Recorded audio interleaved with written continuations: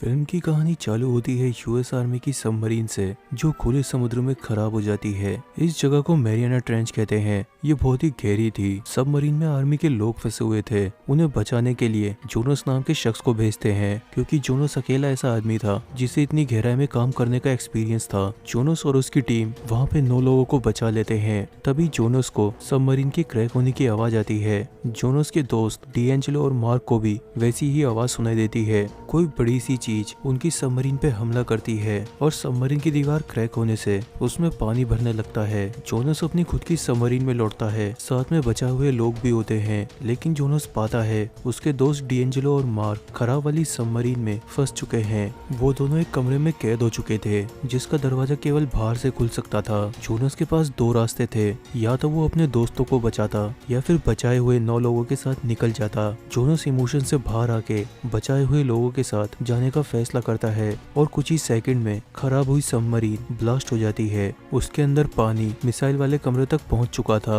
Jonas के साथ ही doctor हेलर को यह बात समझ नहीं आती। जोनस ने अपने दोस्तों को मरने के लिए क्यों छोड़ दिया। जोनस समझाता है वो अकेला सबमरीन को चला सकता था, अगर उसे कुछ हो जाता तो सबकी जान खतरे में आ जाती। इस बात को 5 साल बीत जाते हैं। कुछ वैज्ञानिक उसी गहरी मैरियाना ट्रेंच में रिसर्च कर रहे होते हैं जहाँ पे आर्मी की सबमरीन खराब हुई थी। जैक नाम का एक अरबपति इस रिसर्च के लिए फंडिंग देता है। जैक डॉक्टर हैंग और उनकी बेटी सुइन से मिलता है जो यहाँ पे साइंटिस्ट होते हैं। जैक यहाँ पर एक खास मौके पे आया था। वो लोग समुद्र के उस हिस्से की जांच करने वाले थे जो 11 किलोमीटर गहरी थी। मैक नाम का जना टीम का लीडर था। वो बताता है वो लोग मैरियाना ट्रेंच में जांच करने के लिए सबमरीन भेजने वाले हैं। उनके हिसाब से मैरियाना ट्रेंच और भी गहरी है। वो पहले से लोग होंगे जो इस बात का पता लगाएंगे। जो सबमरीन ट्रेंच में जाने वाली थी उसे लॉरी नाम की लड़की चला रही होती है। लॉरी के साथ 2 और जने थे। लॉरी जब ट्रेंच के नजदीक पहुंचती है तो उसे सफेद केमिकल की लेयर मिलती है।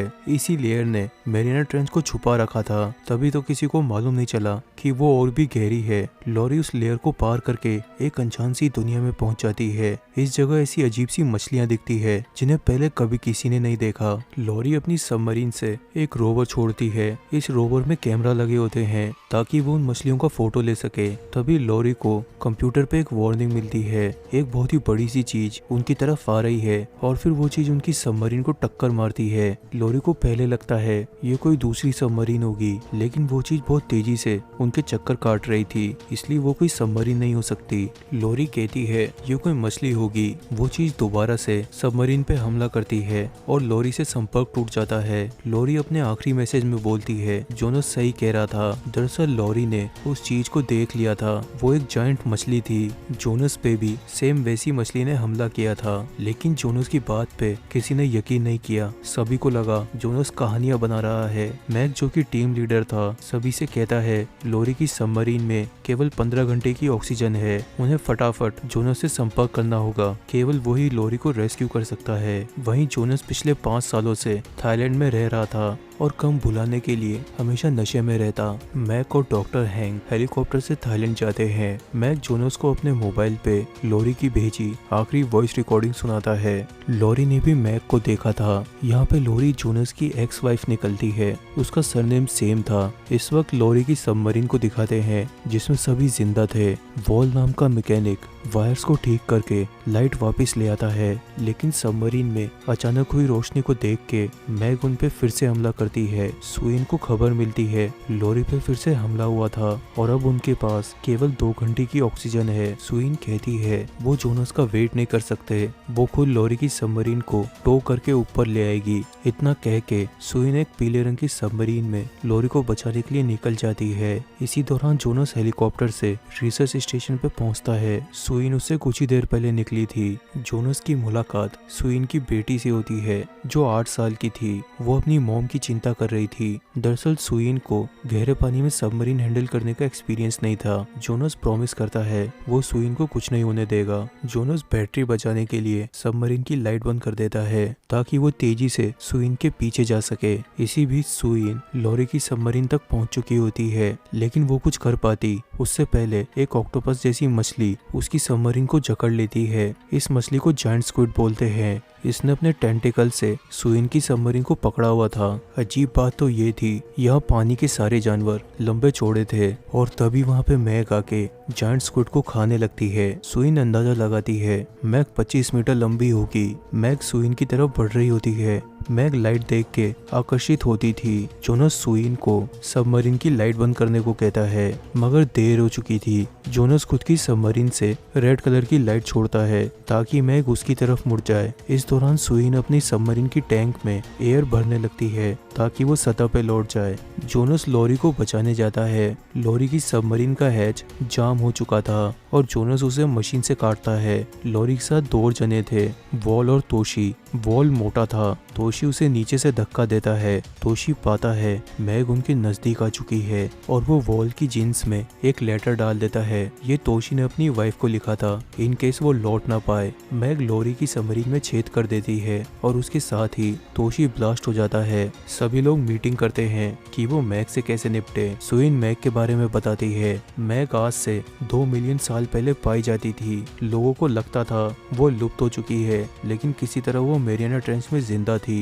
जैक कहता है अगर वो लोग मैग को जिंदा पकड़ेंगे तो उनकी कंपनी को बहुत ज्यादा पब्लिसिटी मिलेगी। तभी सुइन की बेटी रोने लगती है। उन्हें ग्लास के ऊपर मैग के दांतों के निशान मिलते हैं। उन्हें मालूम चलता है दरअसल जब जोनस की सबमरीन ऊपर आ रही थी उसने केमिकल की लेयर में छेद कर दिया था और उसी में से होके मैग सतह पर आ चुकी थी। और फिर उन्हें एक और बुरी खबर मिलती है। मैग ने पास में मछली पकड़ रही 3 नावों पे हमला किया है। वो लोग जब वहाँ जाते हैं तो कोई भी जिंदा नहीं मिलता। सुइन के पिता डॉक्टर हांग कहते हैं उन्हें मैग पे ट्रैकर लगाना होगा, इससे उन्हें मैग की लोकेशन पता चलती रहेगी, लेकिन इसके लिए उन्हें मैग के नजदीक जाना होगा। जोनस कहता है वो ये डेंजरस काम करेगा। वैसे भी मैग इतनी बड़ी होती है कि वो एक छोटे इंसान को नोटिस नहीं करेगी। और इस लॉजिक के साथ जोनस पानी में कूद जाता है। सेफ्टी के लिए वो लोग जोनस से रस्सी बांध देते हैं। जोनस के हाथ में रॉड के जैसा एक ट्रैकर था। मैग की सतह पर आते ही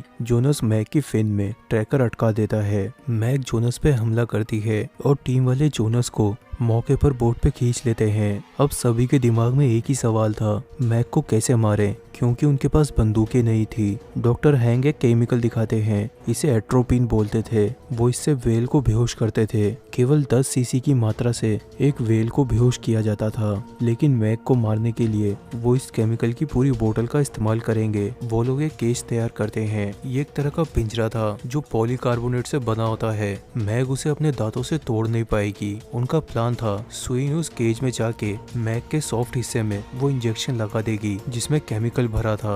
वॉल मैग को सुइन की तरफ बुलाने के लिए पानी में मरी हुई मछलियों का चारा डालता है। सुइन पाती है मैग उससे 30 मीटर दूर है। मैग सुइन के करीब आती है और पिंजरे को अपनी तरफ खींचने लगती है। मैग को नजदीक पाके सुइन को मौका मिल जाता है जिससे वो मैग के मुंह में इंजेक्शन घुसा देती है। सुइन की केज बोट से बंधी हुई थी। जैसे ही मैग केज को पानी में खींचती है वैसे ही बोट भी पानी में खींचने लगती है। मैग जब सुइन की केज को तोड़ नहीं पाती तो उसे पूरा निगलना चालू कर देती है। जोनस सुइन को बचाने के लिए पानी में छलांग लगा देता है। सुइन मैग के मुंह से बाहर निकल चुकी थी, लेकिन खींचातानी के दौरान उसके ऑक्सीजन मास्क में दरार पड़ जाती है। जोनस सुइन की केज को तोड़ने में लगा होता है तो बाकी टीम वाले मैग को जोनस से दूर रखने के लिए एक ट्रैप बिछाते हैं। वो लोग रस्सी का फंदा बनाकर उसे पानी में डाल देते हैं और मैग को ललचाने के लिए बहुत सारा मीट बिखेरते हैं। मैग जब मीट खाने आती है तो उसका सिर्फ फंदे में अटक जाता है। ये फंदा बोट में लगी क्रेन से जुड़ा था।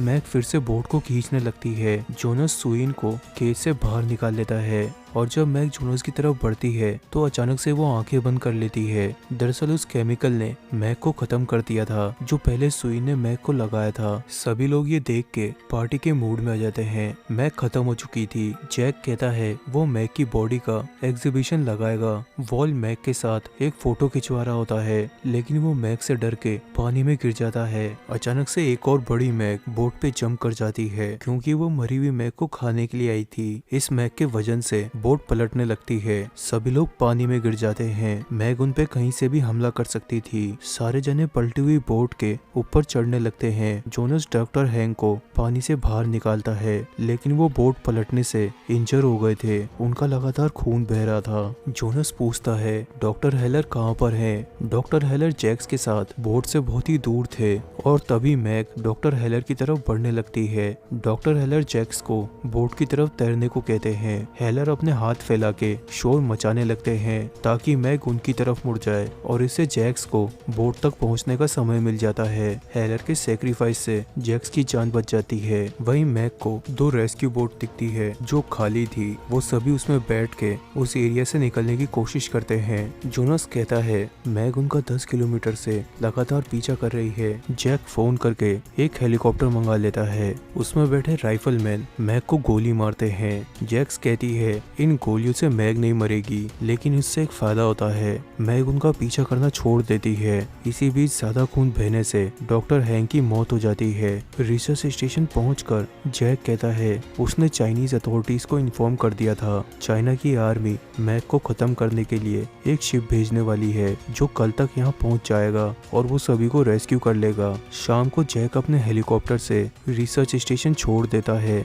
जैक का अपना खुद का प्लान था। जैक के आदमी उसे एक बॉम्ब देते हैं कि इससे वो मैग का शिकार करेंगे। जैक के आदमी बताते हैं उन्होंने मैग के अंदर एक ट्रैकर लगा दिया था जिससे उसकी लोकेशन मालूम चलती रहेगी। हेलीकॉप्टर में बैठा एक जना पानी में बॉम्ब गिराने लगता है। उन्हें दूर से लगता है मैग ब्लास्ट हो चुकी है। पानी की सतह पर एक बहुत ही बड़ी मछली तैर रही होती है। जैक अपने आदमी से उस मछली का दांत लाने को कहता है, लेकिन वो आदमी लौट के कहता है ये दांत मैग का नहीं बल्कि वेल का है। उन्होंने गलती से एक वेल को मार दिया था। मैग और वेल दोनों का साइज सेम था, तो इस वजह से उन्हें गलतफहमी हो गई। जैक कहता है यहाँ से जल्दी निकल चलो और आदमी जैसे ही अचानक से बोट की स्पीड बढ़ाता है तो जैक पानी में गिर जाता है। जल्दबाजी में जैक के आदमी उसी को छोड़ के वहाँ से निकल जाते हैं। जैक वेल मछली की बॉडी पे चढ़ने लगता है कि वो पानी से तो दूर रहेगा। तभी मैग उस वेल को खाने के लिए आती है और एक ही बाइट में वेल के साथ वो जैक को भी पूरा निगल जाती है। अगली सुबह कोई भी रेस्क्यू शिप नहीं आता।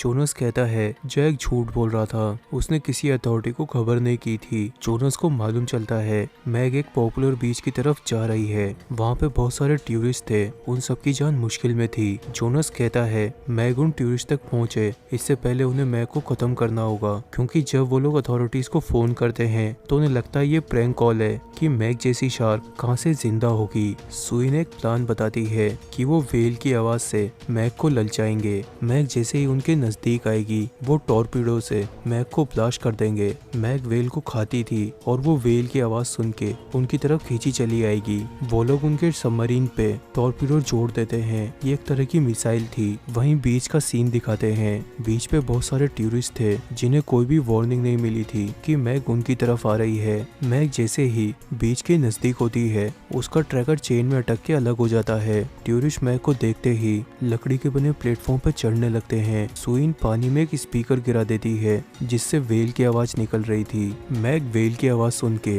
जोनस के शिप की तरफ मुड़ जाती है। इससे टूरिस्ट को भागने का मौका मिल जाता है। जोनस और सुइन सबमरीन में होते हैं। वो मैग का वेट कर रहे थे। मैग अब जोनस का पीछा करने लगती है। जोनस मैग को सुइन की तरफ ले जाता है। सुइन पहला टॉर्पीडो फायर करती है जो मैग के पास फटता है। मैग पे उसका ज्यादा असर नहीं होता, लेकिन ब्लास्ट की वजह से मीडिया के हेलीकॉप्टर उस जगह पे इकट्ठा होने लगते हैं। मैग अब सुइन का पीछा करने लगती है। जोनस उसकी सबमरीन की लाइट को ऑन कर देता है ताकि मैग उसकी तरफ आकर्षित हो। मैग अब जोनस के सामने होती है। जोनस मैग पे टॉर्पीडो फायर नहीं कर पाता क्योंकि उसका कंप्यूटर खराब हो चुका था। मीडिया के हेलीकॉप्टर मैग का फोटो खींचने के लिए आसमान में मंडराने लगते हैं। तभी हेलीकॉप्टर आपस में टकराकर शिप पे गिरने लगते हैं जहाँ पे टीम वाले थे। शिप पे मौजूद सभी लोग पानी में कूद जाते हैं। सुइन अपनी बेटी को बचाने के लिए सबमरीन लेकर जाती है। जोनस कहता है वो मैग को अपनी ओर बुला के उसे ब्लीड करेगा। और जब मैक जोनस की तरफ आती है, जोनस उसके सबमरीन को टेढ़ा कर देता है। जोनस की सबमरीन डैमेज हो चुकी थी और उसमें से एक मेटल का टुकड़ा बाहर निकल रखा था और जोनस उस मेटल के टुकड़े से मैक के पेट में एक कट लगा देता है। इससे मैक पानी में ब्लीड होने लगती है। जोनस सबमरीन के कॉकपिट में था। ये ग्लास का बना होता है, इसमें दरार पड़ जाती है और पानी भर रहा था। जोनस के पास समय कम था। वो तेजी से एक हार्पून लेता है और उसे मैक की आंख में घुसा देता है। मैक के खून की स्मेल से वहाँ पर बहुत सारी छोटी शार्क इकट्ठा हो चुकी थी। वो मैक को खाने लगती है। आखिर में सुइन जोनस को सबमरीन से रेस्क्यू करती है। जोनस कहता है उसे एक लंबी वेकेशन चाहिए।